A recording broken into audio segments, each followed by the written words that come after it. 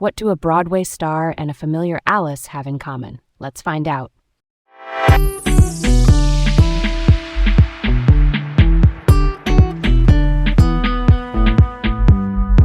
Hey there, I'm Leah, and I can't wait to dive into today's topic.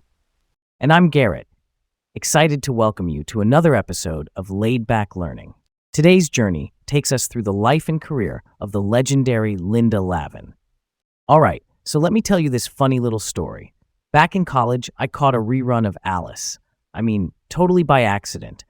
I was channel surfing, looking for something to wind down with after a long study session, and there she was, Linda Lavin as Alice Hyatt. I got so hooked. Next thing I know, I'm sitting there, binge-watching an entire season. Could not help but respect her so much for that character. That's so wild. I can totally see you as president of the Linda Lavin fan club. But honestly, I get it. Her character in Alice, so real, so relatable.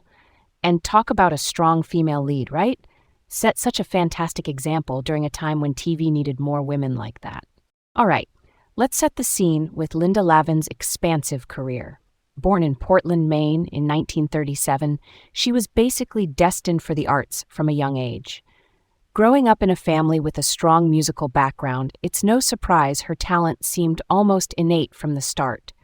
Her mom was an opera singer, which I guess just laid the foundation for her own artistic journey. Totally, and by 5, she was already performing. That early exposure to the world of performance must have been so influential. Let's dig into this. After her education at Wayne Fleet School and later the College of William and Mary, she began threading her path through the intricate world of theater in New York. And of course, she joined the Compass Players in the late 50s. Those guys were so key in shaping American improvisational theater. Let's unpack this. Her role in Alice really shifted the paradigm for sitcoms in the era. Here was a character who was navigating life as a single mom, handling her own challenges and triumphs, which spoke volumes to audiences at the time, especially women who were finding themselves in similar situations. All right, let's roll on to some of the more textured parts of her career. Her start was solid with musical productions like OK in 1960, and she was on Broadway with A Family Affair by 1962. But Leah, did you know her film debut came in '67 with Damn Yankees? That was a pretty bold step into film, expanding her versatility across media. And let's not forget her time in Barney Miller before Alice.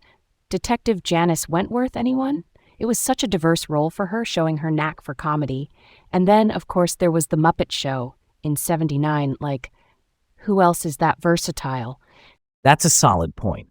Her career wasn't without personal challenges, though. Between marriages to Ron Leibman and Kip Niven and their eventual endings, it was pretty tough.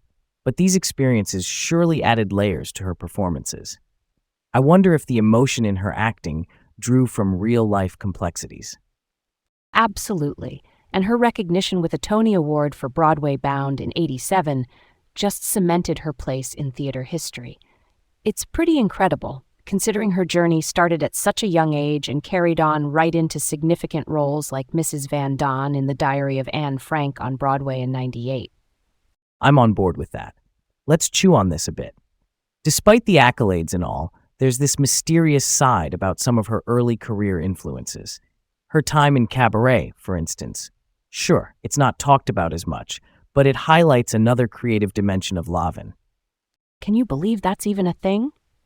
Her diverse engagements just show how she tapped into various art forms. I sort of think the more these aspects are explored, the more complete her life story becomes. Each element adds a piece to the puzzle of her career. I could get behind that idea, but also focusing on how she redefined TV characters with a strong female lead is critical too. Like in Alice, showing women could be independent and resilient. That kind of portrayal rippled through pop culture and inspired many future characters. This one really resonates with me. Her initiative through the Linda Lavin Arts Foundation supporting arts education just adds so much depth to her impact beyond entertainment. It's about leaving a legacy of empowerment for young artists. Time to wrap this up, because when you study Lavin's career, you see how her adaptive skills, be it in theater, TV, or mentoring, serve as a beacon of inspiration for the arts community and beyond. That's the takeaway for this one. Her journey shows how one person's passion can inspire personal growth and make a real difference in nurturing talent. Plus, her life teaches us about resilience, adaptability, and the power of staying true to your craft. Thanks for joining us on this enlightening journey through Linda Lavin's world. Keep exploring and stay curious.